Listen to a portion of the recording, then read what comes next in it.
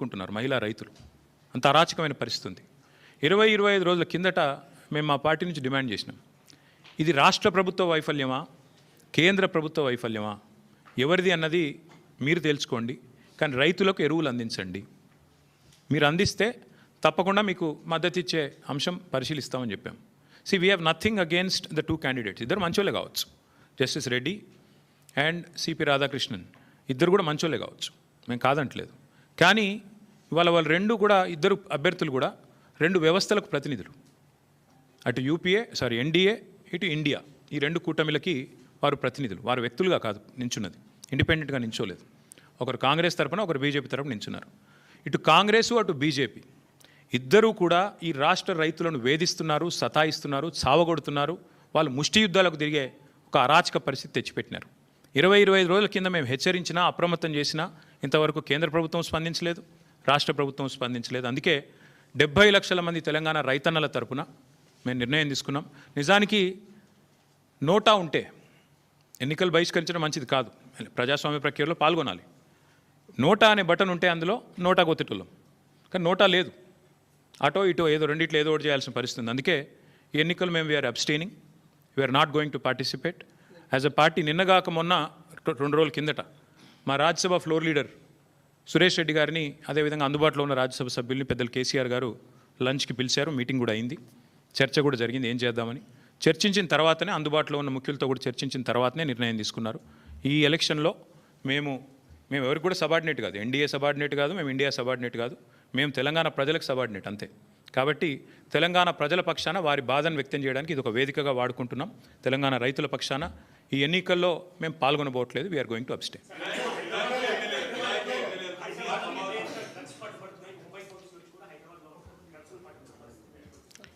తెల్లారు లేస్తే బిల్డప్లు, ఒకటి ఈగల్ అని, ఇంకోటి హైడ్రా అని, నేను 18 గంటలు పనిచేస్తా అని, నేనే హోంమంత్రిత్వ శాఖ కావాలని నా దగ్గర పెట్టుకున్నా అని. కానీ చేసే పని ఏంది? నిమజ్జనం కాడికి పోయి ఇట్లా చూసినట్టు చేసుడు యాక్టింగు, లేదంటే మా సోషల్ మీడియాలో ఏ పిల్లగాడు ఏం పోస్ట్ పెడుతుండో చూసుడు, రీట్వీట్ వస్తే 20 రోజులు జైల్లో పెట్టుడు, సోయి లేదా కేసీఆర్ మీద సిబిఐ కేసు. అంటే టీఆర్ఎస్ నాయకత్వం మీద, బీఆర్ఎస్ నాయకత్వం మీద పెట్టిన శ్రద్ధ, దృష్టి. నేను ముఖ్యమంత్రిని అడుగుతున్నా, నీకు అసలు సిగ్గుందా? మహారాష్ట్ర పోలీసు వాళ్ళు వచ్చి ఇక్కడ నెలల తరబడి ఆ కంపెనీలో కూలీలుగా చేరి, కార్మికులుగా చేరి, నెలల తరబడి పరిశోధించి, చివరికి అది డ్రగ్స్ అని తెలుసుకున్న తర్వాత, నిర్ధారించుకున్న తర్వాత, నీకు ఖబర్ లేకుండా, నీ పోలీసు వాళ్ళకి ఖబర్ లేకుండా, నీ ఇంటెలిజెన్స్ వ్యవస్థ కుప్పగూలిపోయి వాళ్ళు వచ్చి దాడి చేసి, మహారాష్ట్ర పోలీసు వాళ్ళు వచ్చి హైదరాబాద్లోని చర్లపల్లిలో దాడి చేసి 12,000 కోట్ల డ్రగ్స్ పట్టుకున్నారు. నేను ముఖ్యమంత్రిని అడుగుతున్నా, నీకేమైనా ముడుపులు ముట్టినాయి? ఇలా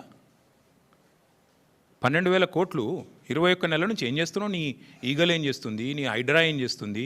నీ హోంమంత్రిత్వ శాఖ ఏం చేస్తుంది? నీ పోలీస్ ఇంటెలిజెన్స్ ఏం చేస్తుంది? ముడుపులు తీసుకోవడంలో బిజీగా ఉన్నారా? ఎట్లా? హైదరాబాద్లోని చెర్లపల్లిలో 12,000 కోట్లు. ఇది భారతదేశంలోనే 2వ అతిపెద్ద డ్రగ్స్ ఇప్పటిదాకా దొరికింది. ఇదివరకు ఒకసారి గుజరాత్లో దొరికింది 21,000 కోట్లు, ఇప్పుడు రెండోసారి 12,000 కోట్లు. సిగ్గులేని విషయం ఏంటంటే, సిగ్గుపడాల్సిన విషయం ఏంటంటే, మన పోలీసులు ఖబర్ కూడా లేదు. మహారాష్ట్ర పోలీసులు వచ్చి దాడి చేసేదాకా మన పోలీసులకు ఖబర్ కూడా లేదు. ముఖ్యమంత్రి గారికి ముడుపులు అందినాయి అనేది నా అనుమానం. అందుకే చూస్తున్నట్టు వేయండేమో, లేదా ముఖ్యమంత్రి బిజీగా ఉన్నాడేమో. ఏది? ఎవడు రీట్వీట్ అవుతుండు వాని మీద కేసు పెట్టుర్రి, ఎవడు పోస్ట్ పెడుతుండు వాని అర్జెంట్ లోపలేయండి, లేదా గణేష్ కాడ పోయి కొద్దిగా స్టంట్ కొట్టినట్టు చేద్దాం, అక్కడ కేసీఆర్ పాటలు బాగా పెడుతుర్రు, పోలీసు వాళ్ళు డీజే బాక్సులు గుంజుకోవాలి, యాంప్లిఫైర్లు గుంజుకోవాలి.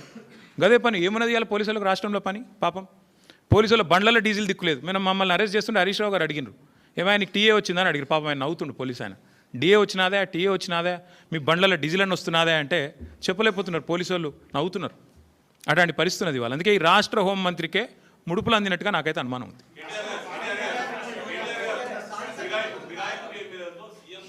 తెలంగాణకి కల్పతరువు లాంటి, తెలంగాణను సస్యశ్యామలం చేసిన, తెలంగాణకి